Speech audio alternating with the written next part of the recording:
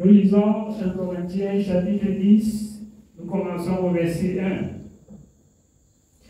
Frères, je ne veux pas que vous ignoriez que nos pères ont tous été sous la nuée, qu'ils ont tous passé au travers de la mer, qu'ils ont tous été baptisés en Moïse dans la nuée et dans la mer, qu'ils ont tous mangé le même aliment spirituel et qu'ils ont tous bu le même breuvage spirituel, car ils buvaient à un rocher spirituel qui les suivait, et ce rocher était Christ. Amen. Je voudrais exhorter le peuple de Dieu. C'est pas parce qu'on est baptisé. C'est pas parce qu'on passe à la table du Seigneur qu'on a la vie éternelle garantie. Ce qui constitue la vie éternelle, c'est l'obéissance à la parole de Dieu. Oui, nous allons, si par la grâce de Dieu, si possible, Michael l'a baptisé dimanche, comme la parole de Dieu le dit, il fallait qu'on voyage. Si elle tient toujours, si elle n'est pas écouter la parole et tenir à son langage.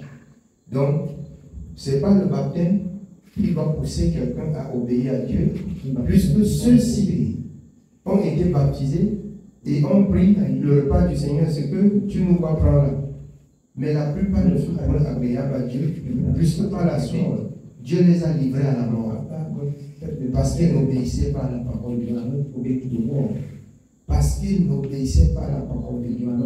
D'aucuns pensent que quand on est baptisé, quand on prend le repas du Seigneur, on est garanti pour le ciel. C'est faux. Vous pouvez prendre le repas du Seigneur.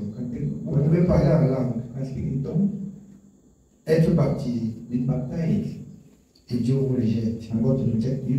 Parce que vous n'avez pas gardé et persévéré jusqu'à la fin.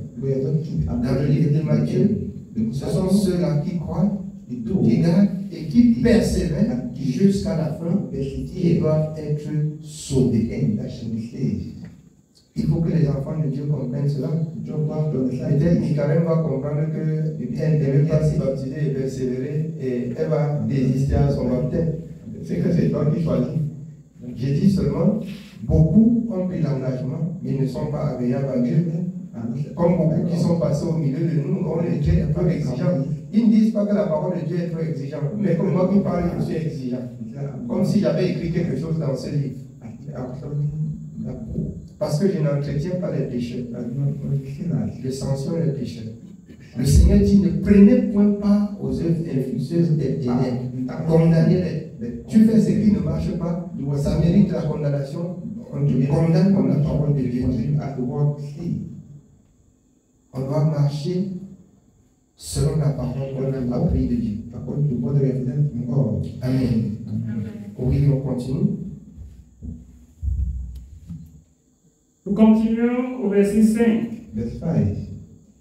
Mais la plupart d'entre eux ne furent point agréables à Dieu, puisqu'ils périrent dans le désert.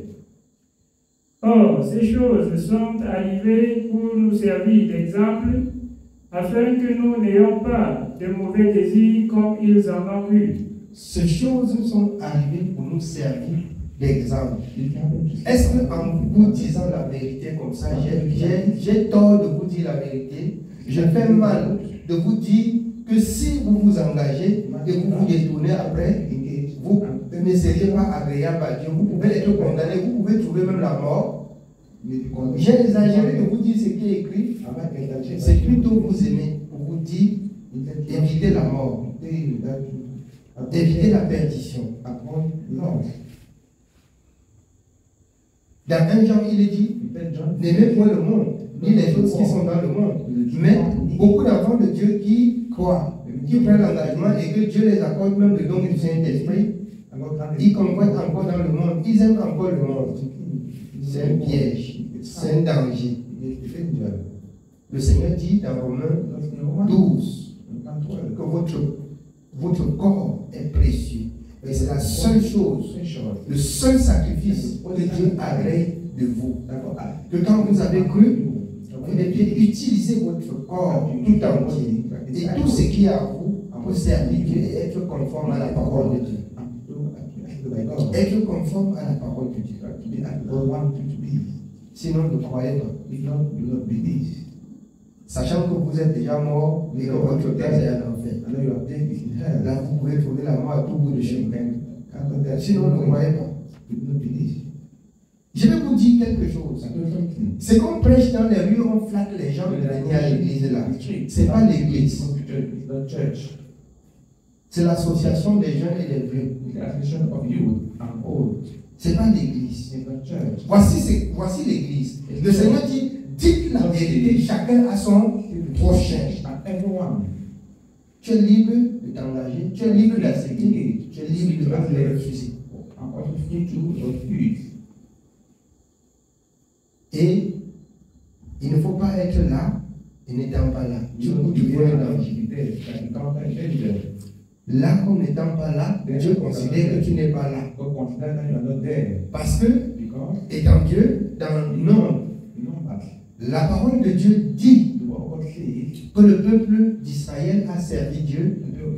Beaucoup ont suivi Dieu, ont servi Dieu, mais n'ont pas servi pleinement. Et Dieu les a châtiés en les livrant à la mort. Et il faut que nous apprenions cela. Il faut que nous disions la vérité à ceux qui veulent croire et à ceux qui croient. Vous avez un livre, Shoah. Vous voulez vous croyez, vous voulez ne croyez pas. Les idoles du monde et des choses du monde, là, ça ne fait plus mon partage. Pour le monde, je suis mort. Pour le monde, je suis mort. Et pour moi, le monde est mort. Donc il n'y a rien de commun entre moi et le monde. Vous comprenez? Je ne peux pas choisir, me faire un monde à part. Je dois vivre au milieu du monde, mais éviter de faire ce que le monde fait. Éviter d'aimer ce que le monde aime, qui n'est pas approuvé par la parole de Dieu. Amen. Oui, bien aimé. Nous continuons au verset 7. Ne devenez point idolâtres comme quelques-uns d'eux, selon qu'il est écrit. Le peuple s'assit pour manger et pour boire, puis il se levait pour se divertir. Ne nous livrons point à l'impudicité comme quelques-uns d'eux s'y livraient, de sorte qu'il en tomba 23 000 en un seul jour. Ils étaient des idolâtres, ils étaient des impudiques. Vous qui avez étudié, vous savez ce que c'est que l'impudicité, vous savez ce que c'est que l'idolâtrie. Ils étaient devant Dieu, ils étaient en même temps dans le monde. Dans le monde du péché et dans le monde, dans le monde du siècle présent, donc je vais dire. Et ils prétendaient être des enfants de Dieu modernes. Non, Dieu a dit non. Il a livré en un seul jour 23 000 personnes à la mort. Vous voyez que c'est presque tous qui avaient le regard sur le monde, qui admiraient et appréciaient ce qui vient du monde. À cause de ça, nous avons bien aimé en tant qu'enfants de Dieu. Je vais vous dire quelque chose. Étant dans le monde, quand on marche là, quand on n'a pas été enseigné de ce qui concerne le bien et le mal, quand on fait n'importe quoi, il n'y a pas de problème.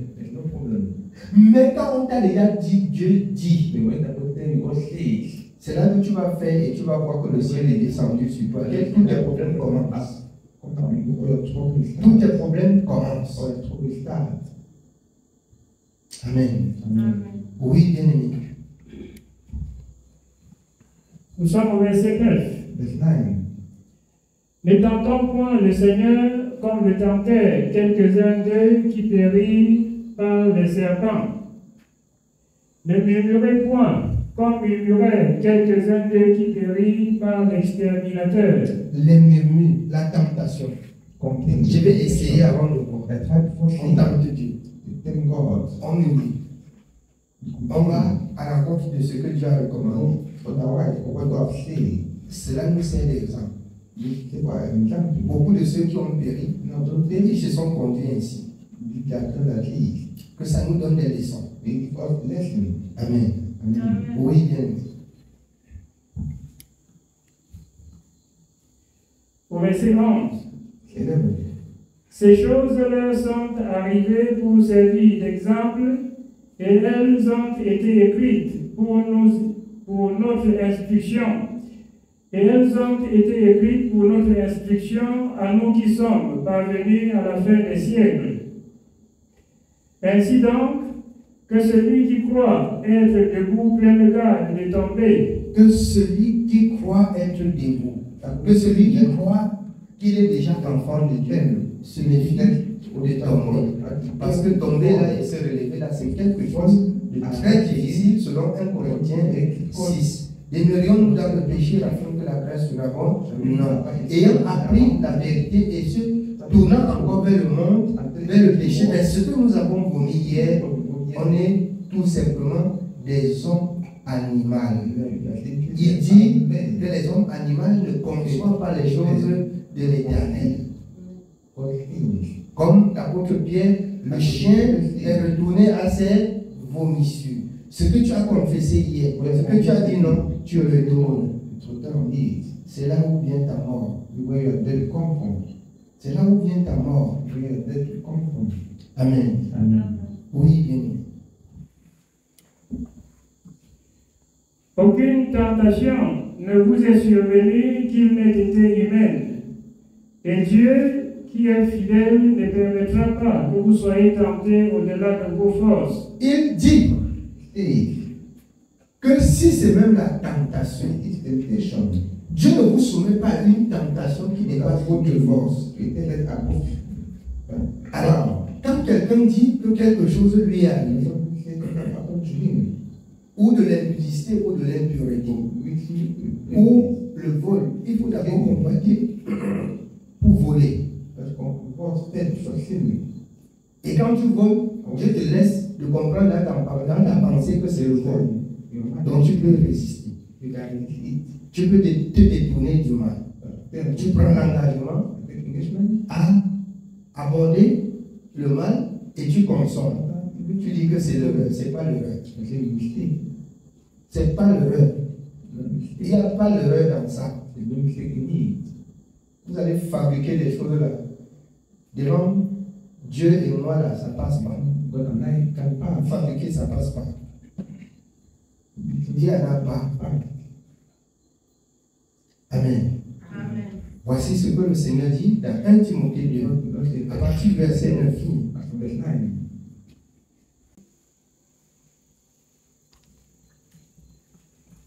Nous lisons 1 Timothée chapitre 2.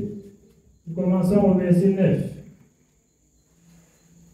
Je veux aussi que les femmes, vêtues d'une manière décente, avec pudeur et modestie, ne se parent ni de tresses, ni d'or, ni de perles, ni d'habits somptueux. Un peu plus haut, pardon.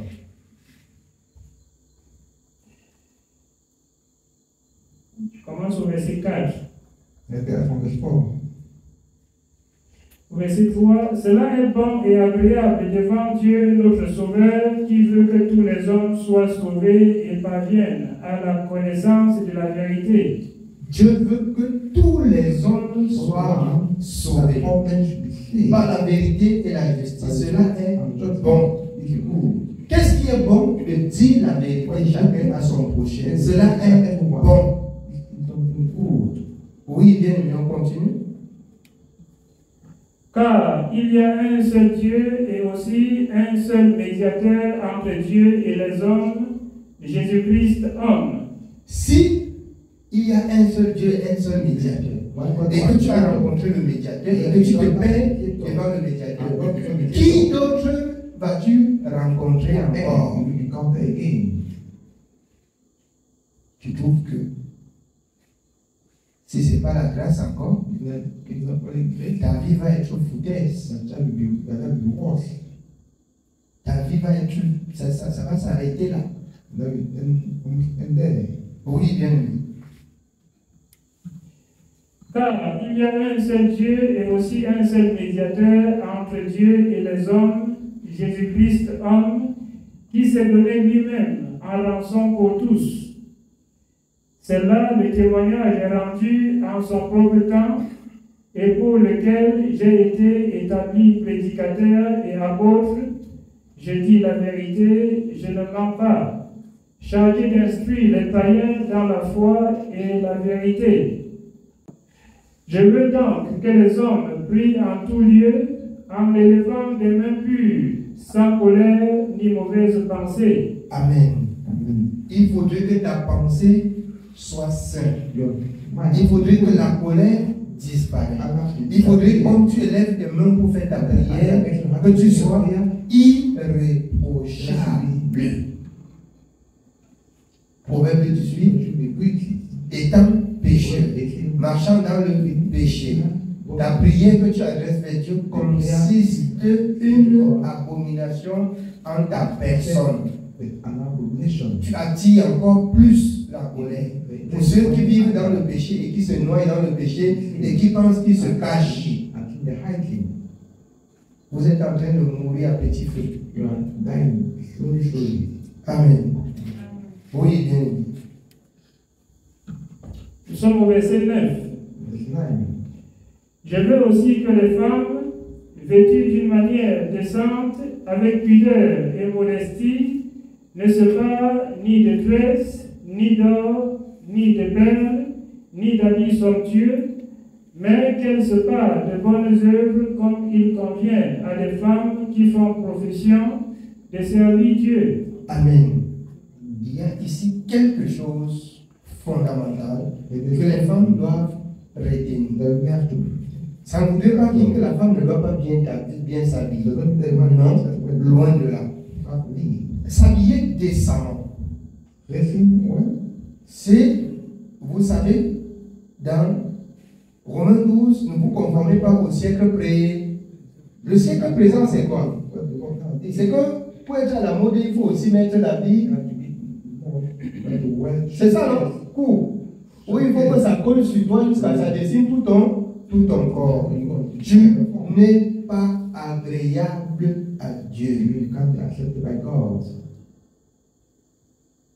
Parce que ta conduite va séduire et conduire au péché. Ce n'est pas le partage des enfants de Dieu. Ce n'est pas le partage des enfants de Dieu. Descend, c'est que on peut prendre le modèle de la sainteté sur toi, de la pureté sur toi.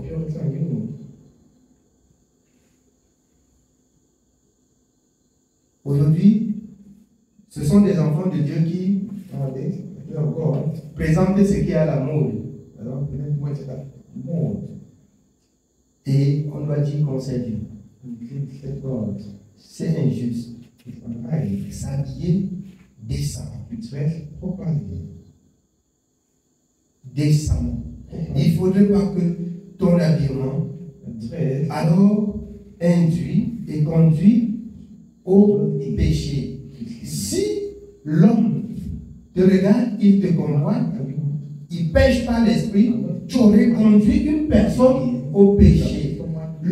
La parole de Dieu dit, à cause de vous, mon nom est blasphémé parmi les nations. Au lieu que Dieu soit glorifié, le nom de Dieu est plutôt blasphémé. Faites attention. Faites attention. Amen. Oui, bien. Nous continuons au verset 11. Que la femme écoute l'instruction en silence avec une entière soumission. La femme aussi, qui veut servir Dieu et entrer dans le repos, elle écoute ça dans le calme, dans une entière soumission et elle marche comme elle entend. Parce que beaucoup écoutent et raisonnent, disputent. Cherchez même dans l'internet ce que c'est que la vie somptueuse. D'autres disent que c'est ce qui est beaucoup cher. D'autres disent que décemment, ça ne veut pas dire qu'il faut que ce soit la robe. La sainteté là, ça consiste au dépouillement du corps du péché. C'est le dépouillement du corps du péché. Les amis qui peuvent attirer au péché là, sachez que vous êtes en train de consommer et d'induire les autres au mal. Amen. Continue. Je ne permets pas à la femme d'enseigner ni de prendre de l'autorité sur l'homme, mais elle doit demeurer dans le silence. Car Adam a été formé le premier, Ève ensuite. Dieu seul sait pourquoi il ne permet pas que la femme enseigne. Dieu seul sait pourquoi il ne permet même pas qu'elle parle à l'église. Néanmoins, elle peut rendre témoignage, elle peut évangéliser au néant. Dans le jardin d'Éden, c'est elle qui a récupéré ce que Dieu a interdit. Vous voyez, Job, dans sa souffrance, c'est la femme qui dit maudis-le. Donc c'est Dieu lui-même là a dit qu'on ne donne pas l'enseignement à la femme, c'est que le monde est foutu. C'est que vous êtes prêts à nous vendre même à 12 heures. Sans regret. Amen. Amen. Oui, bien. Et ce n'est pas Adam qui a été séduit, c'est la femme qui, séduite, s'est rendue coupable de transgression. Elle sera néanmoins sauvée en devenant mère si elle persévère avec modestie dans la foi, dans la charité et dans la sainteté. Alors, c'est conditionnel. Elle sera néanmoins. Si elle persévère dans la soumission, dans l'obéissance, sachez que votre salut est au micro près. Et c'est vous qui côtoyez le mal. Votre salut est au micro près. Amen.